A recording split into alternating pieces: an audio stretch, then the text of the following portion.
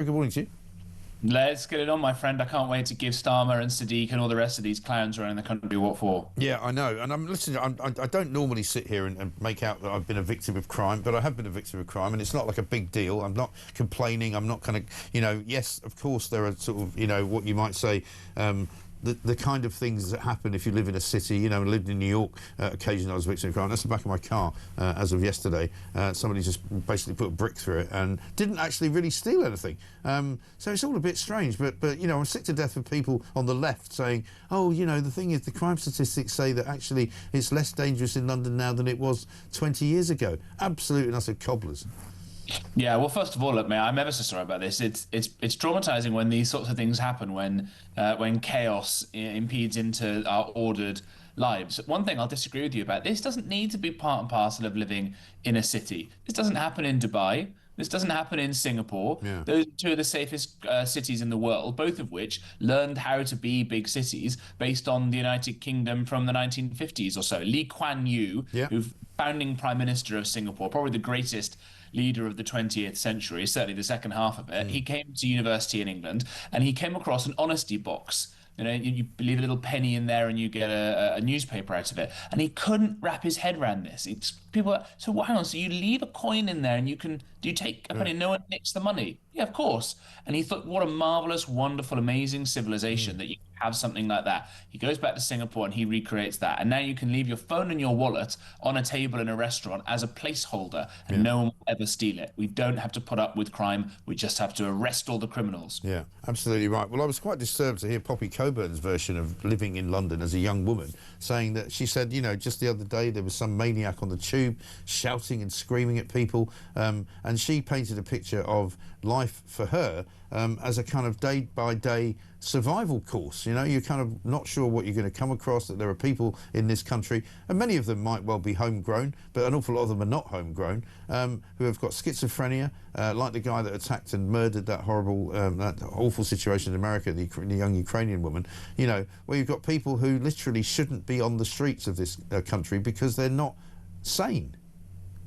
Yeah, absolutely right. And when you see it through the eyes of young women, exactly as you say, you realise just what horrors we've wrought by letting these people into the country. The nights are drawing in now, and my wife will be working a different route home to make sure that the amount of time she's got to walk around London in the evening in what should be a reasonably leafy, nice part of town is minimised. I've even done the same with Poppy, where if we've been in an obsession of it, I've driven her home before because, people like young women like this are targets of this kind of stuff. And when you've got the migrants who are camping out in Calais, they're shown video footage now of young women on nights out saying, look, if you let us smuggle you into England, this is what you can get your hands on. And it's explicitly racialized even to get people over here. This is what we're getting. It's horrendous. And why are we surprised? These are cultures where women count as less than men in many cases in these sorts of third world countries, right, where they're not allowed to go outside, not allowed to speak, are forced to wear kind of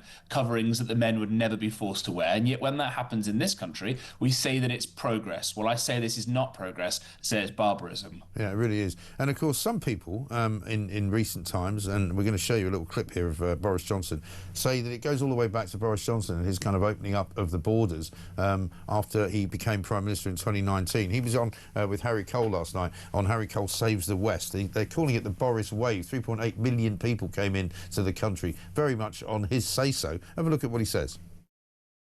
Reform, Nigel Farage, are very much trying to put the legal migration debate on the table, and there are a lot of voters that look at, well, you know what I'm going to show you. I'm going to show you the graph. Here it is. The Boris Wave, as they're calling it. What do you say to the Boris Wave? I say, look at the fall in legal migration caused by that took place in my first year of government, and it went to the lowest level for 40 years, and that was because of COVID. And we then had, and those figures are wrong, by the way. Your graph is rubbish. They're not. This is non-EU. This is non-EU migration. We then had, and so okay. So who are you going to kick out? The Ukrainians? You want to kick out the Ukrainians? No. He made a pretty poor argument, actually, I have to say. I watched that show last night, and he's making out that it's the Ukrainians and the Hong Kongers that push the numbers up. Not true, because those are numbers without those two particular cohorts, right? But then he sort of made this argument that I got immigration down to an all-time low because of COVID. Well, he didn't really, because, you know, during COVID, I seem to remember the only people who could actually travel to Britain were people on the small boats, because they didn't stop coming, you know. And you have to say that Boris, because he's a libertarian, he believed that opening up the borders was a good thing, and it's turned out not to be a good thing. Yeah, I mean, I think it impugns the reasonably good name of libertarians. I think that what actually happened was, after he won that stonking majority, and I was a small part in that, and ran events for him, and would be up at 4:30 in the morning in the Great Grimsby Fish Market, picking out the most photogenic fish for him to pose with. And so I, you know, my hands are dipped in the blood of putting Boris into number 10 again. That, you know, he said, I want people like the Financial Times and other left-wing media outlets to like me again, like they used to like him before Brexit. And all those people were pushing for immigration, so he just let it roll on. I think his answers there reveal that he doesn't have any clue about the damage that he's wrought. And people can rewind this if they want to. They can go and look at that graph again, and you can see when the Chinese Hong Kongers have been excluded from that, and the Ukrainians have been excluded from that. It's still an absolutely enormous spike, and almost all of those people, if they're non-EU, sadly they're not AI tech bros from California, they're not, you know, gorgeous business professionals from Indiana like my wife. They are people from the third world largely, and that's why we're having so many different problems, because we've imported this. And the fact that Boris shows absolutely no shame, which I suppose he's never shown at any point in his life, shows that he's totally unfit to return to frontline politics. And it shows why, sadly, Reform have been able to make so much hay, because of the damage that Boris Johnson's caused to the Conservative Party. Yeah, I must say, watching him yesterday, I thought to myself, if you didn't know for sure, you now could be sure that he's never coming back, because he's kind of out of the picture now. He doesn't really get it. Yeah, I think that's right. I think it's sort of the phrase "busted flush" springs to mind. I think that someone like Robert Jenrick has been very, very good at saying how badly the immigration system went wrong. I think Rob last week went and said that it was the worst public policy decision of his lifetime. Rob Jenrick, again, the only person to resign from government because the government wasn't doing enough on illegal immigration or on legal migration. And I think we should be able to design a system where we can let in Ukrainians and Hong Kongers, as I think was perfectly immoral thing to do, and that hopefully those people will contribute. We can let in the best and brightest in the world. We can let people's spouses come in. But that doesn't mean we have to let in infinite numbers of people from totally alien cultures who make Poppy Coburn or anybody else feel unsafe or are unsafe in the evenings. That's not beyond the wit of man to design a system like that. It's a system we had largely before, and it's certainly a system we had before 1997, because let's not let Labour get away from this, when Tony Blair opened the floodgates. And I think it was Peter Mandelson who said, we're going to rub the right's noses in multiculturalism, aka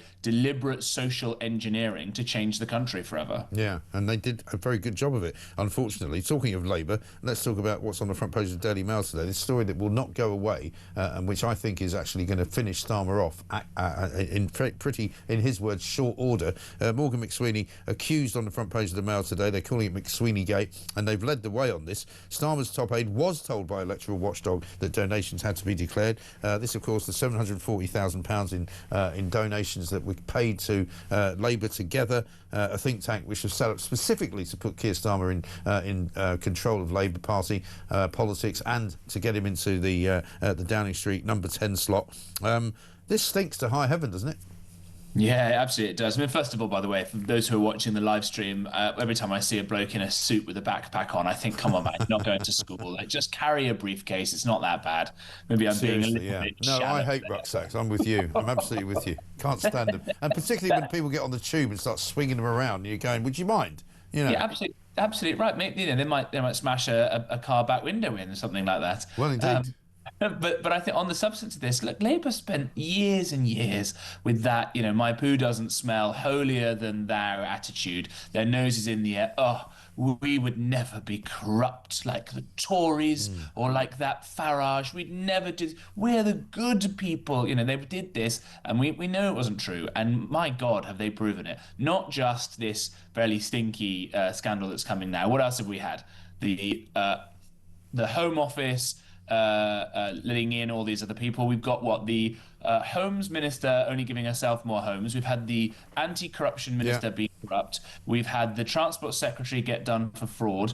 We've had, God knows what are these scandals. I kind of lose track of all of them. Well, we've got the new housing minister, Steve Reed, who I think is doing the rounds this morning, who's sort of Mr. NIMBY in chief. He's talking about, spending loads of money to build 1.5 million homes. It turns out he's blocked the building of about 235 different housing projects in his own constituency.